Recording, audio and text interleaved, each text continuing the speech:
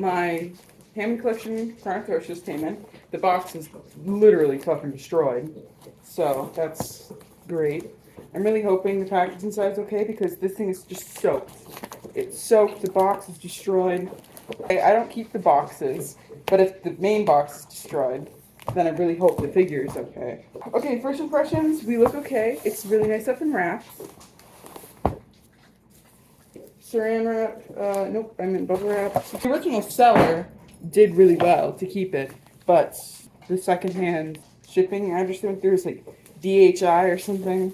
They fucking handled it horribly. Oh, wow. Wow, this box is in really good condition. The seller did amazing on keeping it safe. I would never go through the DHI again, though, because if this seller didn't do such a good job, this package would be destroyed. This is looking like amazing quality. So we're going to open this. We are going to be comparing it size-wise to the Hammond Collection Allosaurus. I'm also in possession of the Hammond Collection Spinosaurus, Stegosaurus. I have the Stygimoloch on the way, and I also have the Troodon on the way. I was waiting until they came in, so I didn't have to buy it from a secondhand dealer for way more than it's worth. So, let's get to opening.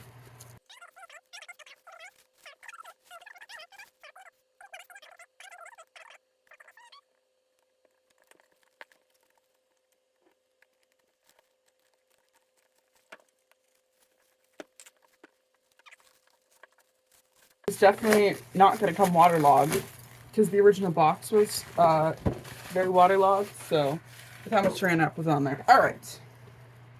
Impressions. The box is actually a lot more damaged than I thought.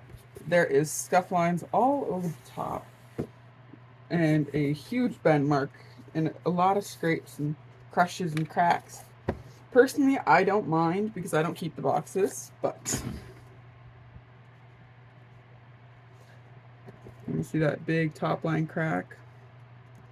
The corners are pretty smashed up. Some of these were from the original seller, and some of these were from when they were handled over shipping.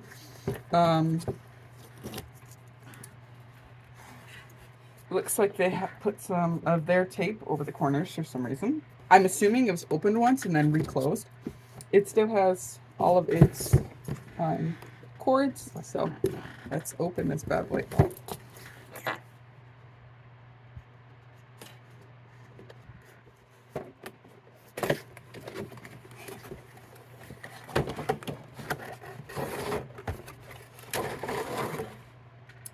Oh, wow.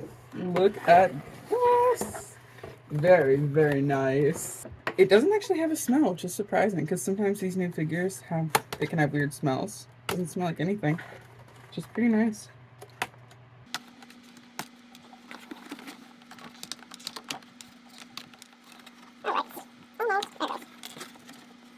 Dang, they got this bad boy locked up like Fort Knox.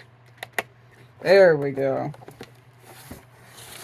Wow, look at him. Very nice. Alright, let's get this guy's leg. I mean, tail, not leg. It's just there. Alright. Ooh, it has a very nice weight to it. It has a ball joint here with a bendy wire in it.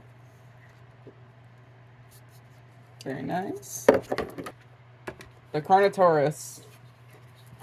So weight-wise, already before I put his tail on, he is very light. The only place I'm actually feeling much weight here are his feet are a little dense, but I wouldn't say there's a lot of weight there.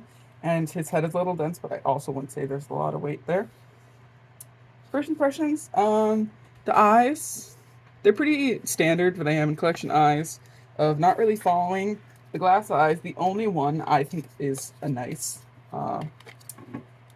glass eye is the Stegosaurus. Look at him. Very nice. Okay. The only glass eyes I think that are the Stegosauruses, personally for me. But it does defeat the purpose because the glass eye is supposed to be pushed into the back of the head, so it has that follow me effect. But the Stegosauruses are on top, which means you can see the pupil really well, and it looks nice from one standpoint. but it completely fails with the glass eye is trying. Anyway, that little rant out of the way, let's get back to the figure review. Alright, first off, let's get to this. Alright, neck is nice and tight. Jaw is nice and tight. Oh, okay, so it actually hinges. So you open the top jaw and the bottom jaw moves with it. Let's compare that to, let's just say, our Allosaurus here. They move in separate. So, you know, bottom jaw moves, top jaw moves. They do not move together.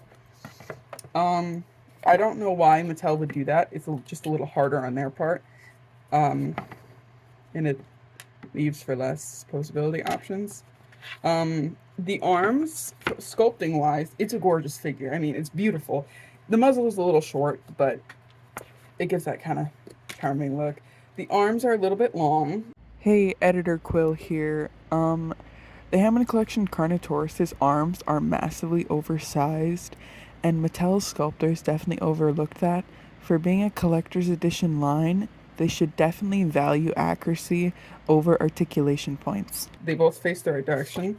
They're both good. Hand claws are not painted, which was to be expected. Ankle articulation is good and tight. More ankle articulation is good. This knee is a little bit loose, I will say. This hip is also really, really loose. This hip is good, a lot tighter than the other. This knee is good, ankle's good. So leg articulation is nice.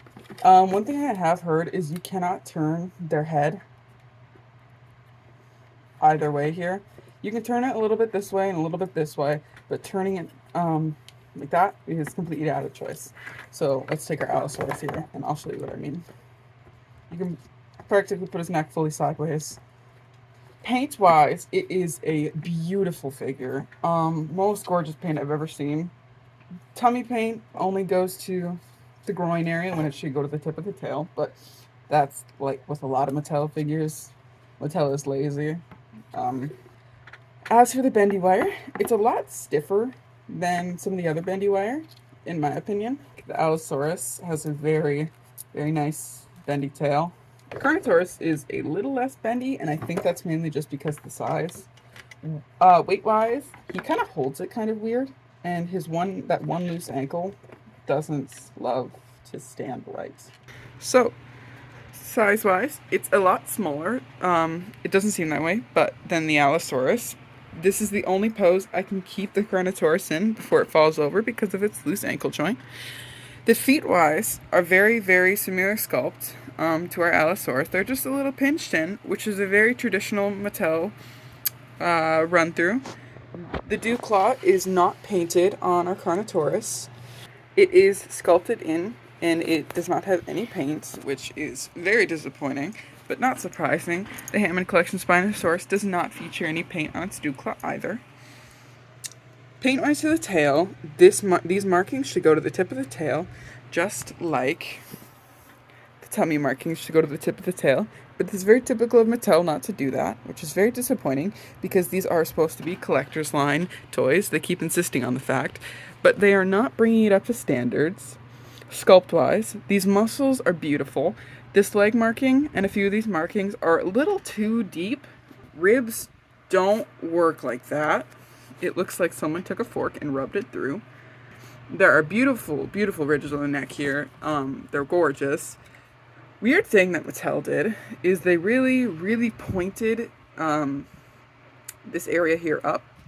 And when you joint the neck, it creates a very, very harsh break in the mold. So I don't know why Mattel would do that. Like I said before, the arms, they look really nice, but they need to be much smaller. Sculpt-wise, it is nice. Has some really nice big scales here. These osteoderms look nice. A little too uniform in some spots, but it looks nice. Face is definitely a little shorter, which I know is ironic to say about Carnotaurus, but it gives a very pug-like look. Look at how silly he looks. Chin-wise, actually has some pretty nice texturing. Not as much as I'd like. It should have some folds and flaps in the skin. The tummy definitely gets really soft. Seam-wise, pretty nice. There's no overlapping. It is a very obvious seam compared to some figures, but it's not that bad. My Spinosaurus is much worse. I wish this tummy had a lot more scaling and detailing. Again, with the skin detailing, the tail is beautiful. These are really beautiful markings, except some of these just really, really stick out too much. A few too harsh lines, but they blend in pretty nice and make the figure look a little more dramatic. A few scooped and osteoderms look very nice. Still a little too uniform. Personally, I don't have any bad offenders to show what I mean here, but Mattel loves to spay out the hips really bad on these figures. And the Hammond collection, they've been pretty good with stopping that of my collection. And the Carnotaurus does really well too. It blends nicely. This position looks a little bit weird because this is the only way I can get it to stand. So it is a lot taller currently. So that's why the hips look a little funny. But they blend in really nicely with the mold. Mouth detail looks really nice. There's some really nice ridges inside the mouth and throat. Tongue is very standard. For its size point, I didn't expect it to be articulated, but it would have been really nice if it was. They are a lot duller looking. Very nub-like. For original retailing price, I would say the figure is definitely worth picking up. But the price I bought it at, absolutely not. I would never, if I didn't love Carnotaurus, I would never have bought anything at that price point. It originally retailed for about $40, and I bought it for almost $200. And I love Carnotaurus. From an average consumer, it's probably a good 10 out of 10 figure. It's a gorgeous figure. From thinking of a modeling standpoint and trying to hold it up to better standards of a collector's edition, I would definitely say it lacks in multiple points. I would probably give it about a 5 out of 10. I love Carnotaurus, and I would never change that I bought it. But when purchasing, you do need to know these faults because it is now currently retailing very expensively. So that is my review on the Hammond Collection Carnotaurus. I hope you enjoyed.